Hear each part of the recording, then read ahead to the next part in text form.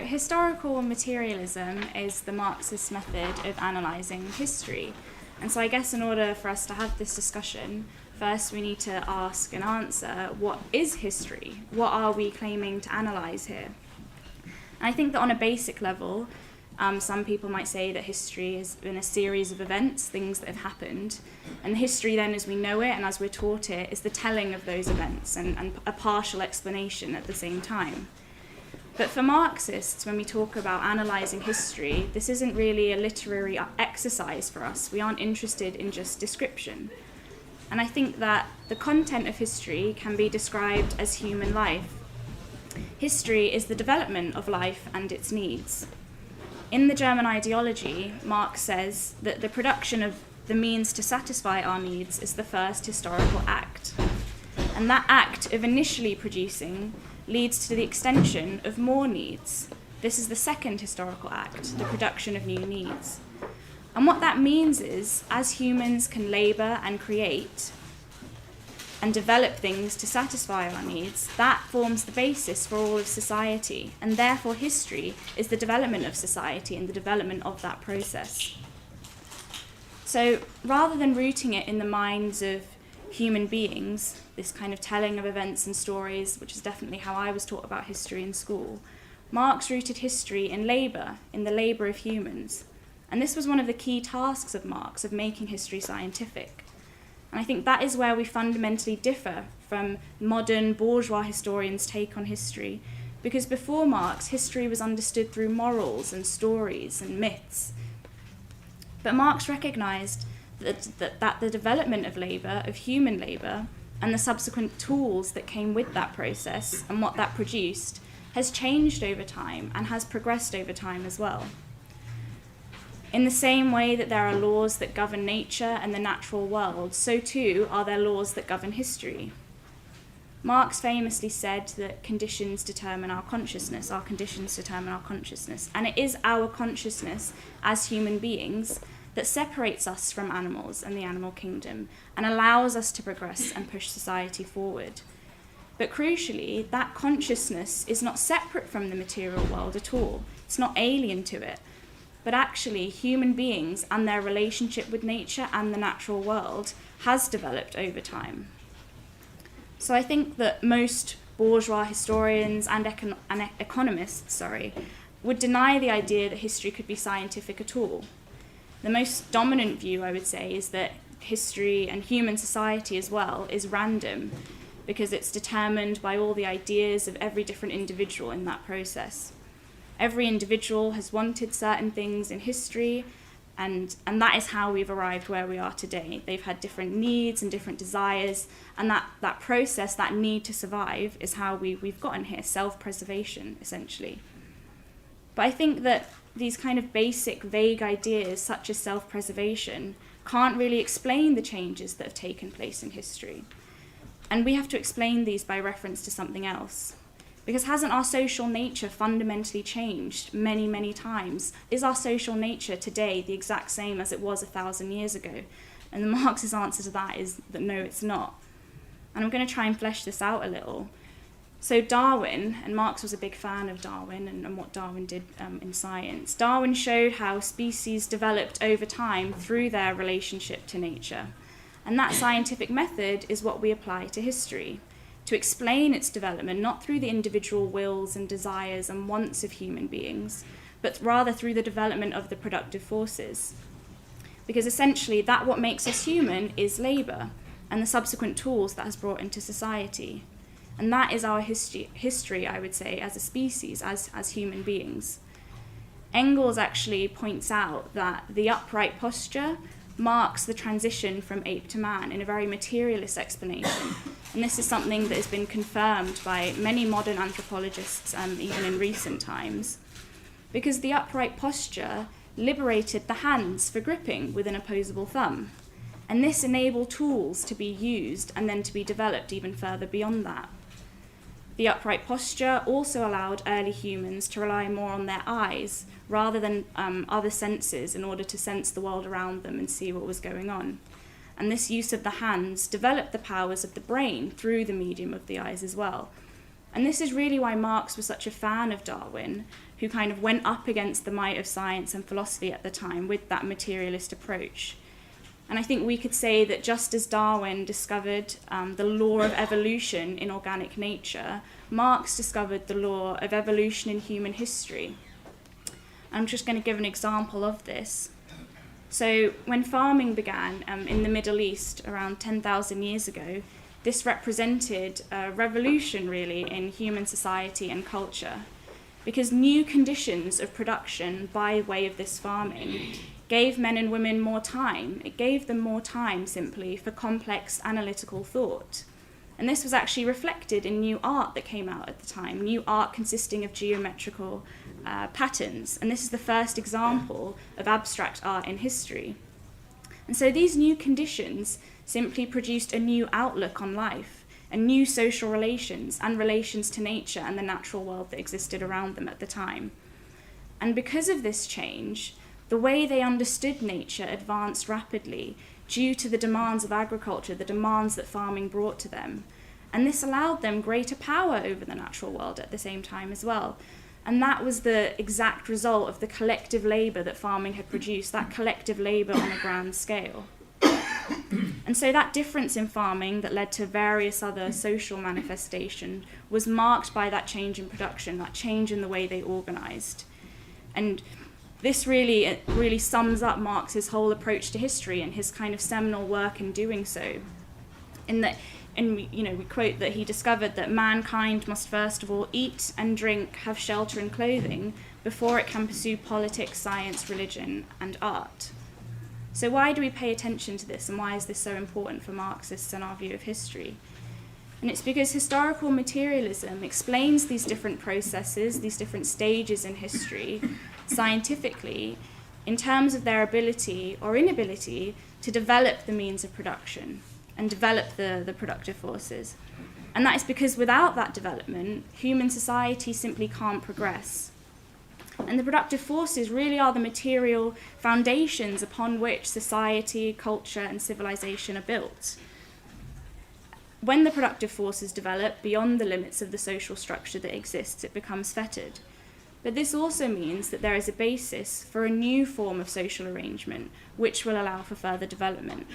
And each different social system throughout history and the different stages that I'll go into a bit more later, from slavery to feudalism and indeed capitalism, which is what we live under today, has served to take humanity and human society forward through that development of the productive forces and that form of organising.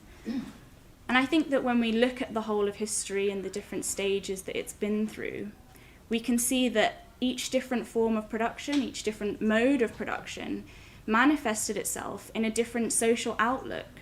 It manifested itself in a different form of psychology, a different morality, different laws, different religions to a certain extent. And also, each of those different systems believed itself to be the last and ultimate one, believed itself to be the best form of society that there could be. And those ideas that came out of those societies, that morality, that law, and all of that religion, were rooted in the class relations that existed at the time, that had come out of the economic basis of society. And just to give one example, if we take the cultural ideas around adultery, for example, I don't know if anyone was in the session yesterday in defense of Engels, explaining of a lot of the origins of women's oppression and where that came from. But today, adultery and our cultural ideas around that, I think some people would believe that it's an innate biological thing that exists in humans to be anti-adultery and anti, a woman being able to have extramarital sex, for example. But a lot of what that session explained is why this is nonsense. Because, yesterday we discussed the beginnings of monogamy in a certain sense, but more importantly, why monogamy was a necessity and why it became essential for that society when it developed. And the necessity of monogamy and consequent shunning and condemning of women who didn't conform to that came from the beginnings of class society and the beginnings of a surplus. And so the relationship between the economic base of society and the ideas that come out of it is a complicated one, but still fundamentally rooted in that. And it's not a strict mechanical thing, and we have to, look at all the different factors at one time. And it can even be contradictory at times. But ultimately, what Marx did was root the social relations of human beings in the economic base of society. And I think I think history and the changing, ideas around morality and that has come out of that proves this as well. So all of these systems have ultimately played a role in progressing society and taking it forward. And I want to talk a little bit about this idea of progress and what that means for Marxists when we use the word, because I think it's slightly different from how we would use it in a normal modern sense. Because I think the most mainstream ideas of progress at the moment are that is a liberal one, or one that makes it completely random and completely detached from anything material. And the liberal idea of progress would be that exploitation has always existed, but we've had this cultural development, a process of enlightenment that's taken us to where we are today, essentially. Western capitalist democracy is where the whole of society has been pushing itself towards. And I think the other idea of progress, the postmodernist idea, is more that there's kind of no real connection in society. There's no scientific analysis to draw any of these events together or why we are where we are today. And that, every individual has simply wanted something, and it's a very kind of pessimistic, random approach to why we are in the world we are today. And I think that what's important to draw out of both of those ideas is that both of them justify capitalism, ultimately. Either you think that we've reached the end point of history, and all other societies now need to just model themselves off us and model themselves off Western, capitalist democracy in that sense. Or you believe that it's completely random and there's no link between them, and therefore there's nothing we can do about it. There's nothing we can do to end exploitation or change the world, because this is just the way society is, and human beings have no control over that ultimately. But as Marxists, we have a dialectical approach to history, and we recognise that it is one of constant contradiction and change, and that is true of progress and the way we use it. And we maintain that the development of human society over millions of years represents progress. Of course it does, in the sense that it increases humankind's power over nature, and thus creates the material conditions for achieving genuine freedom for men and women. And when I talk about power over nature, I want to clarify, I don't mean deforestation and mankind just ripping through the earth and using it for what they want. Freedom from nature means the freedom for humans to actually have agency and control over their lives for the first time, and in a serious and genuine way. And our ability today to live and overcome climate change proves that necessity to have power over nature and power over our conditions in this world. And this is something that Engels understood very well, actually, and understood the need to look at and study the objective laws of the world around us to know what we can, but also what we cannot do, and understand those limits. Because the technology and the resources to live a plentiful life exist today, but we're still bound by this capitalist system. And so history and progress is not a linear thing, and that history has a descending line as well as an ascending one. I think that liberals identify one thing as progressive, which is basically what we have today, and then apply that fixed sense of progress to the whole of human history and compare it and measure it to where we are right now. But we take a revolutionary approach, and we don't approach history with a fixed morality at all through which we measure things, because we also know that which is progressive isn't necessarily good. It's not necessarily a good thing in a moral sense that we might think of today.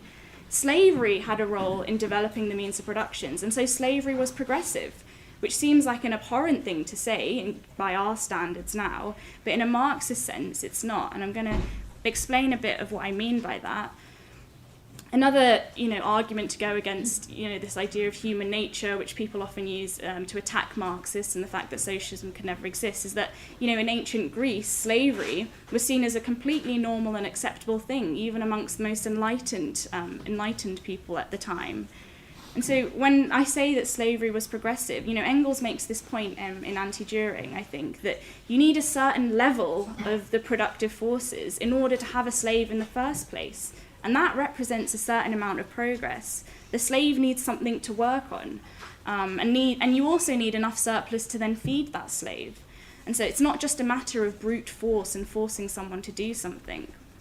And that is the Marxist definition, in a way, I suppose, of progress and what we talk about in terms of its application to history. Because we say that all new systems have brought society forward, including capitalism, But that can still be a contradictory process. I mean, Marx says that capital came onto the stage of history dripping blood from every pore. But nevertheless, it was a colossal leap forward for human beings in its development and our power over nature. And just one more kind of point on this liberal fixation of progress and enlightenment to where we are today. Today's morality, if they believe it really is the end point, lets people die on the streets due to hunger and homelessness. Is that really the end point of humanity? I'd like to think that it isn't. And actually, our earliest ancestors that lived in a very different way that we do today would be disgusted by that and wouldn't really understand it.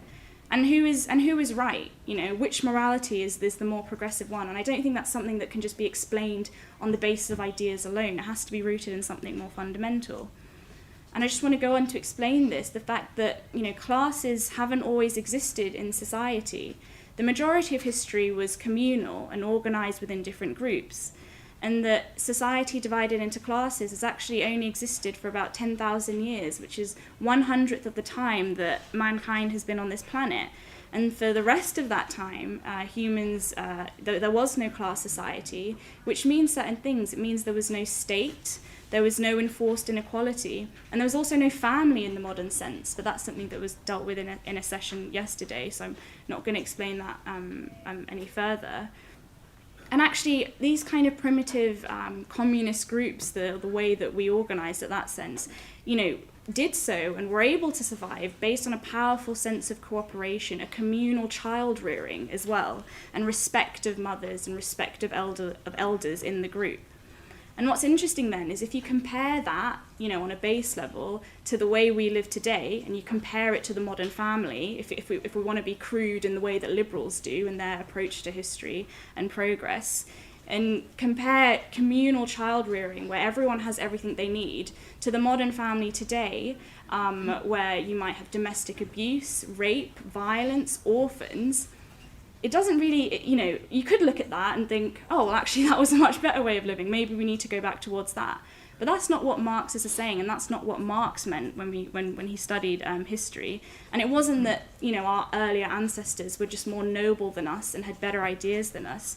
But the production relations that existed at that time produced a different society and a different morality or human nature, whatever you want to call it. But we can't have an idealized view of that time and talk about, oh, we just need to return to this. Because there were obviously difficulties at that time as well. They didn't have control or power over nature in a better way, in a greater way, I would say, that we do now. And what we argue for now is not a return to that time, a return to those primitive communist tribes, because we have progressed in these days, but we're arguing for a higher society and returning to that, but on a much higher level. So I've explained slightly how the development of the productive forces brings into existence different relations and therefore different forms of class society. And this is important because under this primitive communism that I described, there was no basis for an idle class. There was no basis for a group of people that didn't have to work. And so there was no point of enslaving someone else because they could only provide for their own needs. But at a certain point in history and in this process, it became possible for an idle class to exist because it became possible for there to be a harvest to live off and even produce a surplus. And this was a marked difference with the way that they had led their lives and organised before. And this was the first time the question was posed, who gets the surplus after we die? And what do we do with the surplus that we have? And so now that this possibility of idleness arose for some, but not to an extent that everyone could be idle and everyone could live this kind of simple life. Mankind definitely could not provide enough for that. And it's on this basis that we saw class societies arise, societies becoming divided between a possessing and a labouring class, the idle group and the group that has to work. I don't have time to go into this now, but I briefly kind of talked about the connection with women's oppression on that. And it's because we take this dialectical approach to history. It's how we can explain that how did we go from a completely classless society to one where we had private property and one where we had classes. And it comes from a question and it comes from a change in the production and the means of production. And so I just want to explain more concretely what we mean as well by class when we talk about different classes in society. And by a class, we mean a group of people, essentially, who just have the same relationship to the means of production. And the class which owns and controls the means of production rules society in their interests. And this allows them, and this at the same time enables them to force the oppressed, the labouring class, to toil in their interest. And the labouring class is forced to produce a surplus, which the ruling class then lives off. And this separating of society into different groups, playing different roles, and division of labour eventually enters into conflict and births class struggle. But this takes different forms in different locations that we can see throughout history. But ultimately, based on this contradiction of hostile classes, society develops. And it takes steps forward and steps backwards, and it's not a linear thing, but the overwhelming direction of history shows that. And I think that this direction of history has been shaped by these struggles between these two classes. These two classes who are attempting, but these classes who are attempting to mould society fundamentally into their interests. And, obviously, I'm sure everyone knows the first words of the Communist Manifesto, which is the history of all hitherto existing societies, is the history of class struggle. And what historical materialism explains and displays for us is that the motor force then of social development is rooted in that class struggle. And I just want to read out a quote which I think summarises this quite well, which is in the 1885 preface to the 18th Brumaire of Louis Bonaparte. It says, "It was precisely Marx who had first discovered the great law of motion of history, the law according to which all historical struggles, whether they proceed in the political, religious, philosophical, or some other ideological domain, are in fact only the more or less clear expression of struggles of social classes, and the existence, and thereby the collisions too, between these classes are in turn conditioned by the degree of development of their economic position, by the mode of their production, and of their exchange determined by it." And so this class struggle has always existed and and its formation has been the main engine of progress.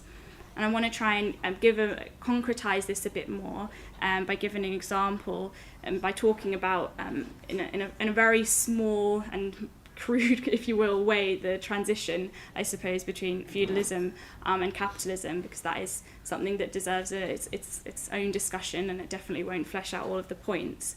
But I just want to highlight a few things, which is that, under feudalism, we had this structure that was based on a kind of pyramid in which God and the king stood at the top of this kind of hierarchy. And each segment was linked to everyone else based on duties, and the duties that they supposedly had to each other.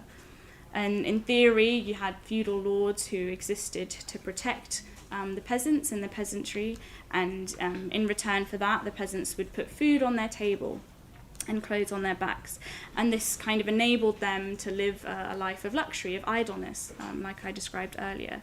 But you also had priests, and the role of the priests would have been to pray for their souls, and the knights who had defended them, and so on and so on. So you had this complex and very different, if we take today, way of living. But even in that process, class struggle existed. And, the transition, and when we start to see the beginnings of capitalism in a certain sense, started with the serfs who were struggling against their lords. And in doing so, we started to see the beginnings of towns and the beginnings of the bourgeoisie, who were the kind of first escaped serfs, if you will, and the development of commodity exchange and various other things. And, at a certain point, basically, we see this rise of this new group of people, this new class, the bourgeoisie, who had fundamentally different interests to that of the dominant class at the time, the feudal aristocracy. But it wasn't as simple as, okay, we've got these new people now, and therefore I think we need to change the way society is run. That's obviously not how history manifests itself. That's not how change happens. And capitalism couldn't just move onto the stage of history without any struggle, without any hindrance at all. And you had these newly awakened productive forces that were now in revolt. They were in conflict with the old way of organising, the old relations of production. And this had to be overcome, and new relations needed to be installed to correspond to this new way of organising that had developed. And though feudalism in a certain sense was maybe starting to decline, the landed interest in society remained this fetter on commodity production. And so this battle of living forces, this battle takes place over a number of years, and we can't point to a certain year and say, right, that's it, that's when capitalism developed. But we can look at certain things in that time and see how that accelerated the class struggle to a certain extent. And one example of this so in history, I'm sure we're all taught about Henry VIII, for example, which might seem a bit random, but I'm going to hopefully link this. And Henry VIII's kind of role in history and his division of religion in that sense was all because of his divorce, right, or his want for a divorce. And we're all taught, divorce beheaded died, divorce beheaded survived, and this fat greedy man just wanted this woman, and the Pope said no, and so he had to force his annulment. And that, for some reason, is the entirety of the basis of why our whole country was split in two in terms of religions. And he was significant in a certain sense. His desires and wants represented something, but ultimately, what was he doing, and what did that process do in terms of the development of the class struggle at that time and the development of the new growing bourgeoisie, which was in his process, in his kind of wrecking of the Catholic Church, and he took the monasteries at a cut down price and he sold them to upcoming landlords at the time. And this accelerated this process, this emergence of a new class, of a new group in society. And that is the class struggle. And that is what the historical materialist method allows us to do. It allows us to look at these things and actually explain them on a much deeper basis than the superficial wants and needs of individual humans. And so this emerging kind of bourgeois class, this new class, which takes form in many different ways in different countries, which I can't go into all of them, this class struggle was the task then of the bourgeois revolutions. The English Revolution, obviously, of the 1640s, the American Revolution in 1776, and the subsequent Civil War. And just kind of on that, a brief kind of aside to specifically in America, just as I explained earlier that slavery was once progressive in a certain sense in terms of its ability to push society forward. If you take America, the abolition of slavery then was even more progressive in the sense that it set free the introduction of capitalism fully. The American Civil War was a contest between the North and the South, the Southern landowning classes that wanted to maintain slavery because of their form of production, and the Northern states that wanted to set free capitalism across the country. And it was the abolition of slavery that allowed that to happen. And Marx was, paid attention to that very closely, precisely because the abolition of slavery was a great step forward for the development of the working class in America, which I'm going to end on when talking about the role of the working class. And Marx was very concerned about this and followed it closely. And Marx says that labour in the white skin can never be free, while labour in the black skin is branded. And he's talking about slavery and talking about the fact that slavery had to end for the working class to grow and then organise and develop. And that is why, in that sense, the abolition of slavery was progressive. And that's just an example of this kind of contradiction and change, and that progress is not a linear thing that we can point A to B at. But that's just one example of that. The French Revolution, of course, I'm not going to explain or go into any of these in any specific detail, but these were all decisive struggles that laid the foundations for the domination of capitalism on a world scale. And when any socio-economic system is entering into crisis, is entering into decline, this is reflected not only in stagnation of the productive forces, but at every level as well. The decline of feudalism was an epoch when intellectual life was dead or dying, right? You had the role of the church in particular, which had a really big stronghold and was paralysing all cultural and scientific initiatives.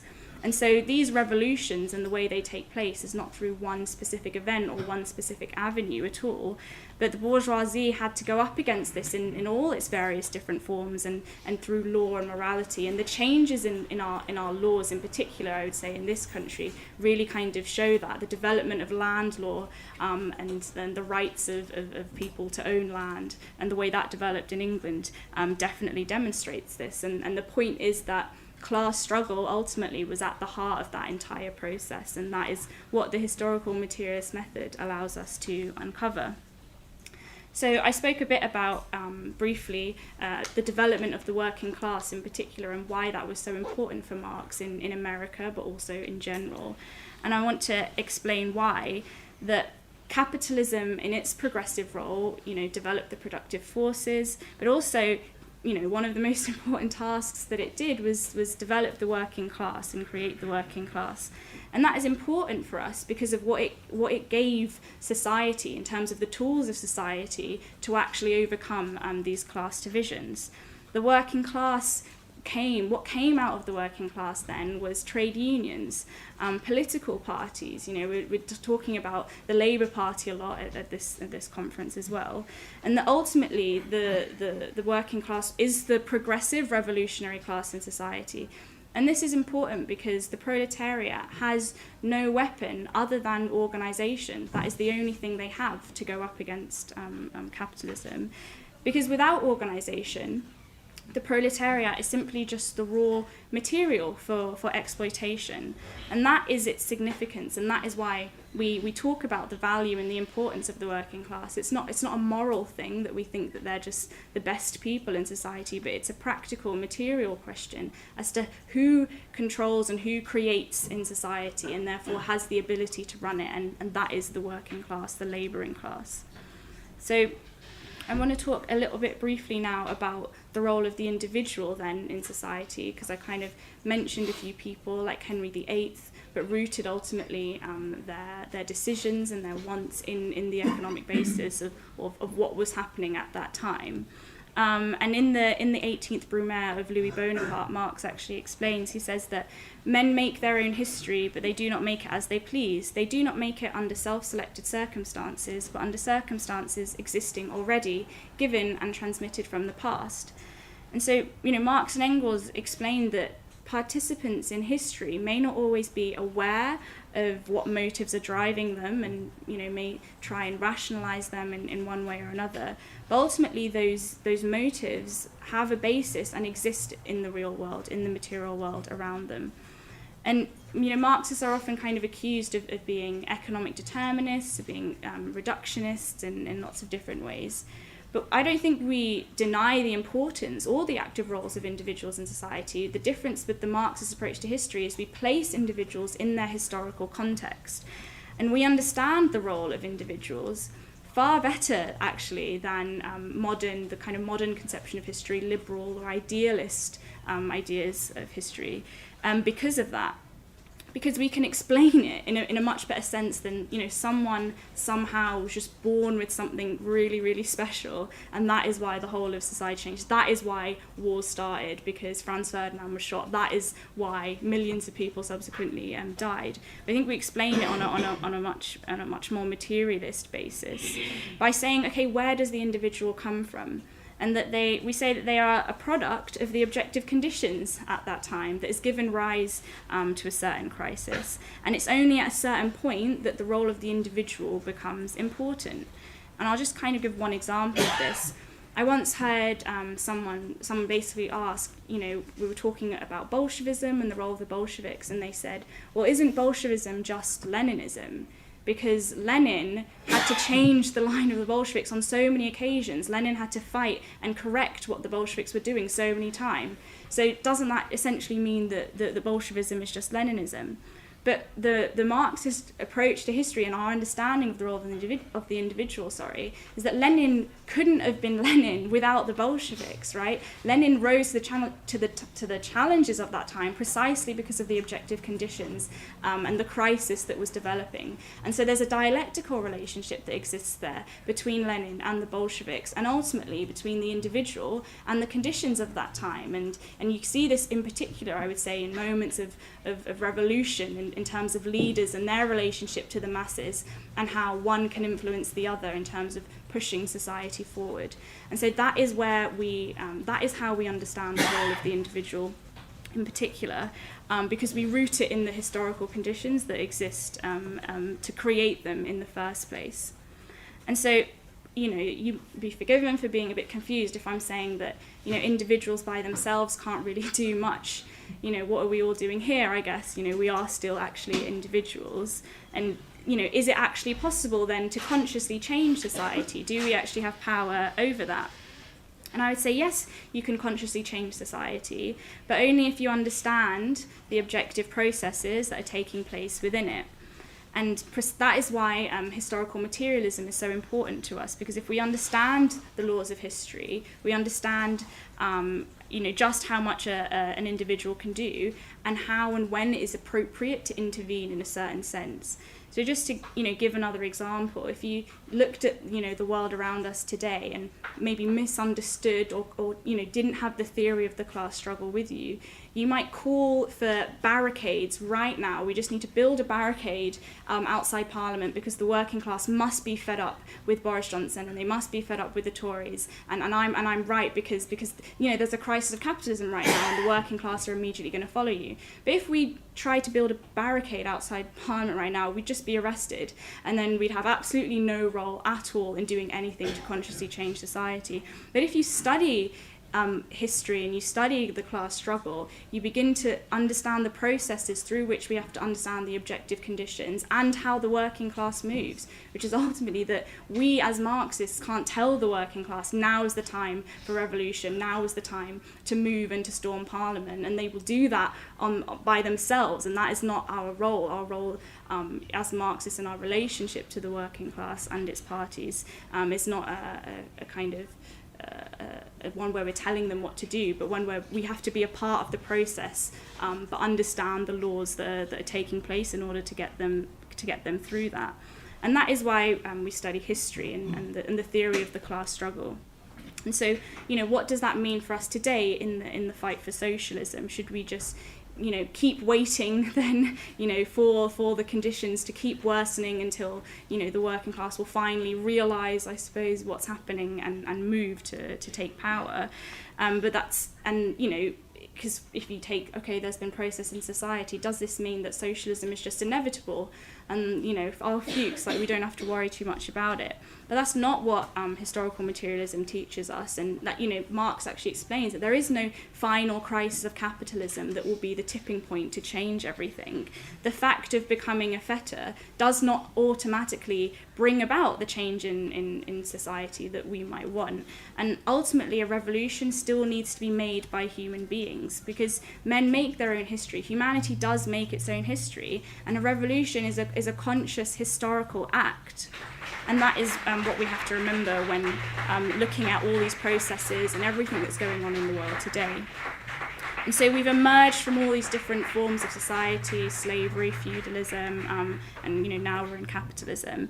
And like I said earlier, I think each one of those social systems ultimately believed that it represented the only possible form of existence for human systems, and that all of its institutions and religions and laws were the last form. But I think hopefully what I've described today and what we've understood is that idea goes against the entirety of human history, the entirety of what has actually happened, and that every stage in the development of society has been rooted in its last one and emerged out of it. And I think history can only be understood if you look at it in that kind of way, where at a certain point a contradiction has emerged, and the further development of society, which was necessary, needed to take place to allow a new form of living. And I think that what I just want to end on is that ultimately what historical materialism gives us, I think, is optimism, and real optimism for the future, and what we can do as individuals and as everyone sat in this room here today.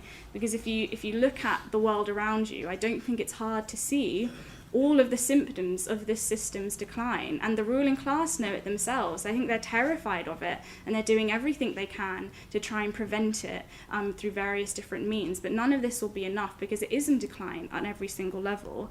And that what history gives us, as well as confidence, it gives us confidence, I think, in the working class, in the theory of the class struggle, and confidence of the general direction and tendency of human history, which has been one towards the greater development of the productive forces and cultural potential that human beings really have.